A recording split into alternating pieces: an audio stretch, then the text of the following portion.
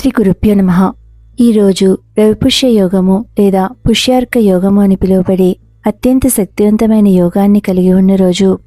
పుష్యమి నక్షత్రంలో చంద్ర సంచారము అనగా చంద్రుడు 12 రాశులలో తన సక్షేత్రమైన కర్కాటకంలో సంచరిస్తూ ఉన్నాడు. అలానే ఈ రోజు తిథి సప్తమి తిథి, ఆదివారం నాడు సప్తమి తిథి. గ్రహరాజైన రవికి బలమైన కాలము. అందువల్ల ఆదివారం నాడు సప్తమి తిథిలో పుష్యమి నక్షత్రము నడుస్తున్న ఈ కాలము అత్యంత శక్తివంతమైనది, శుభాలను ప్రసాదిస్తుంది.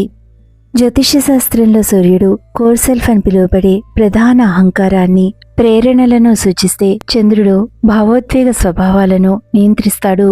అందువల్ల రవిచంద్రులు కలిసిన ఈ కాలము రవిపుష్య నక్షత్ర యోగాన్ని ఏర్పరుస్తుంది. పుష్యమి నక్షత్రము అత్యున్నతమైన నక్షత్రము. కుండలిలో ఉన్న అన్ని రకాల దుర్యోగాలను నాశనం చేసుకోవడానికి, ఈ కాలాన్ని పరిహారాలు చేసుకోవడానికి ఉపయోగించుకోవాలి. శుభము, అదృష్టము, ఐశ్వర్యము ఈ 3 లక్షణాలు పుష్యమి నక్షత్రం యొక్క లక్షణాలు. రవిపుష్య యోగంలో ప్రారంభించిన పనులు దీర్ఘకాల శ్రేయస్సును, విజయాలను ప్రసాదిస్తాయి. ఈ రోజున గ్రహాల అనుకూలమైన అమరిక అందరికీ ఆనందాన్ని, శాంతిని, శ్రేయస్సును ప్రసాదిస్తుంది. అందువల్ల ఈ రోజు ఏదైనా మంచి పని మొదలుపెట్టడానికి అత్యంత సానుకూలమైన రోజు. పుష్యమి నక్షత్రము అదృష్టము, ఐశ్వర్యాలతో ముడిపడి ఉన్న నక్షత్రం కాబట్టి ఆర్థిక పెట్టుబడులు పెట్టడానికి, కెరీర్ పురోగతిపై ఆలోచనలు చేయడానికి, బంగారము, ఆస్తి కొనుగోలుకు చాలా మంచి రోజు.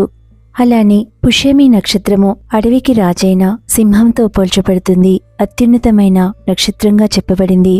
ఏదైనా మంచి పని చేయాలన్నా, దైవకార్యంలో పాల్గొనాలన్నా, శాంతిని కోరుకుంటూ భగవత్ ప్రార్థన మొదలుపెట్టాలనుకున్న మంచి రోజు.